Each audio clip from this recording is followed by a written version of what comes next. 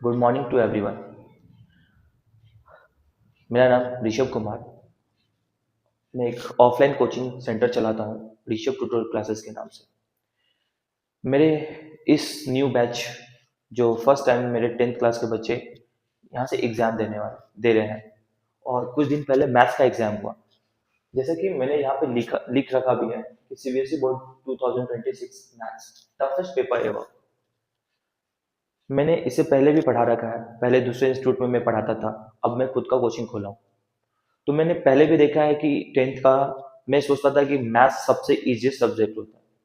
हालांकि बच्चे लोग कहते थे कि सर मैथ्स सबसे ज़्यादा टफ होता है। मैं उनको विश्वास दिलाता था। जब मैं पढ़ाया, बहुत सारे बच्चे 2024 में, 2025 में अच्छे नंबर से मैथ्स में पास हुए, 90, 92, 95 इस तरीके से। बट 4 साल के पढ़ाने टीचिंग एक्सपीरियंस में मैंने देखा 2026 में जो कुछ दिन पहले मैथ्स का एग्जाम हुआ, पहली बार मुझे भी ये फील हुआ कि टफेस्ट पेपर क्या होता है, मैथ्स टफ क्यों लगते हैं बच्चों को। आज पहली बार मैंने भी फील किया। और जितने भी बच्चे इस बार 2026 में बच्चे एग्जाम दिए हैं मैथ्स में, तो उन्होंने मेरे इस ऋषभ ट्यूटोरियल क्लासेस के बच्चे जो ऑफलाइन में पढ़ते हैं, उन्होंने एग्जाम दिया और उन्होंने अपना एक्सपीरियंस बताया, शेयर किया मुझसे। तो उसमें देखा गया कि जो पेपर सेट हुए, 4-5 सेट जो हुआ क्वेश्चन पेपर का, तो उसमें कुछ पेपर में इतना इजी, मेरे ही खुद के बच्चे जो पढ़ते हैं यहाँ पे, उन्होंने बहुत सारे बच्चों ने काफ़ी अच्छे एग्जाम दिए। बोले सर काफ़ी इजी क्वेश्चन आया था, जो आपने सीबीएसई पैटर्न पे पढ़ाया था उससे क्वेश्चन लड़ा है। क्योंकि पिछले में 1.5 मंथ 2 मंथ से बच्चों का 700-800 क्वेश्चन के अप्रॉक्स में मैंने प्रैक्टिस करवाया था। आर एस अग्रवाल, एनसीईआरटी जो ऑफिशियली सैंपल पेपर आया था, मैंने उन सैंपल पेपर को भी सॉल्व कराया। तो उससे वो उन लोगों को बहुत सारे क्वेश्चंस का लड़ा। तो उन्होंने तो क्वेश्चन पेपर सॉल्व करके चलाए, क्योंकि उन्होंने बताया सर कि बहुत इजी पेपर आया। लेकिन वहीं पे कुछ बच्चे, मेरे ही कोचिंग के जो सबसे होनहार बच्ची, मैं नाम लेना चाहूंगा उसका, मुझे बहुत प्राउड है उसका नाम लेने में, पंखुड़ी। पंखुड़ी नाम है उसका।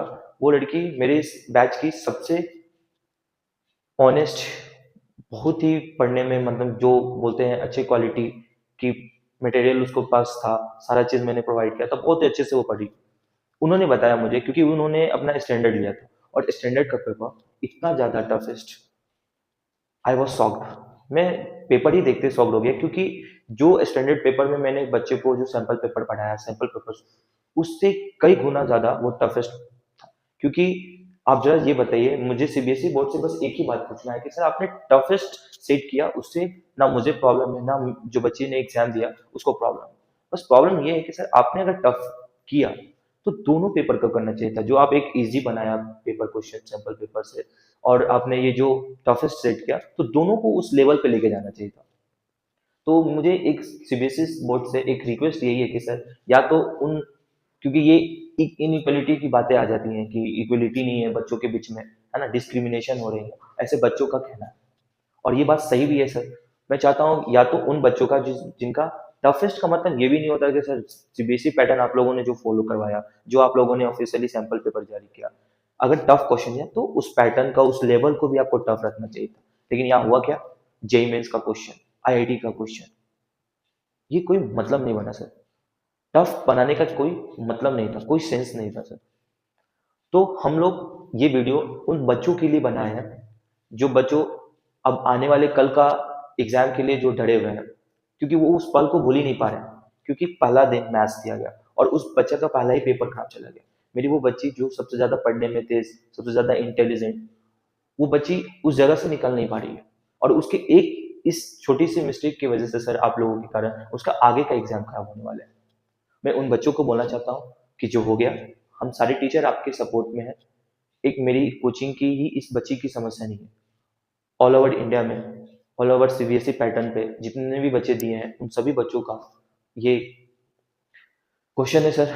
उन लोगों की समस्या का समाधान निकालिए। या तो आप ये कर सकते हैं कि आप ग्रेस मार्क दे करके उनको आप एक अच्छे परसेंटेज से मैथ्स में पास करवाने की कोशिश कीजिए। क्योंकि डिस्क्रिमिनेशन इसीलिए ये कहा जा रहा है, क्योंकि आप कहीं एक बच्चे को बहुत ही आसान पेपर दे रहे हैं और किसी बच्चों को इतना ज्यादा टफ आईआईटी जेई मेंस का क्वेश्चन डालने का कोई सेंस नहीं आता है सर।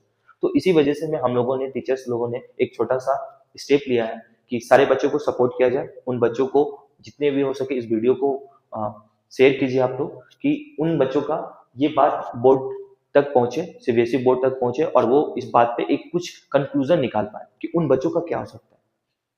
और आप जितने भी बच्चे हैं, आप लोगों से यही कहना है मेरा, आप लोग डर भी रहे होंगे कि मेरे पिताजी क्या कहेंगे, मेरी माताजी क्या करेंगे, तो आप उन लोगों को ये वीडियो दिखा सकते हैं कि इस बार का 2026 में टफेस्ट पेपर आया है, एवं मैं कभी सोच भी नहीं सकता था, मैं क्या कोई भी टीचर्स नहीं सोच सकते थे, सारी बातों को सारे टीचर्स समझ रहे हैं।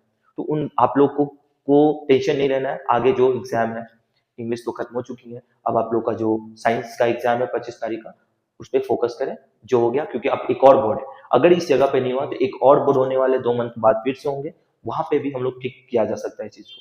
तो वीडियो बनाने का मेरा मोटिव यही है कि जितने भी बच्चे हैं, आप लोग इस वीडियो को वायरल कीजिए, सपोर्ट कीजिए, और जितने भी टीचर हैं आप सबके साथ हैं, डरने की कोई बात नहीं है, सारे टीचर आप सब बच्चों के सपोर्ट में हम लोग खड़े हैं। जितने भी बड़े बड़े पीडब्ल्यू, नेक्स्ट टॉपर, प्रशांत भैया और रितेश सर, ये सारे जितने भी टीचर हैं, मैं आप लोगों से भी कहना चाहता हूँ कि बच्चों के सपोर्ट में आप लोग खड़े होइए, मैं भी हूँ, और बच्चों को न्याय दिलवाइए।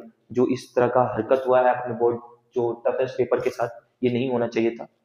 तो इस आप लोग भी सारे सब लोग पीडब्ल्यू, जितने बड़े बड़े प्लेटफॉर्म है, जितने बड़े बड़े एजुकेशन चैनल हैं, हम लोग आपको सपोर्ट इसीलिए करना चाहते हैं कि बच्चों के साथ गलत नहीं होना चाहिए।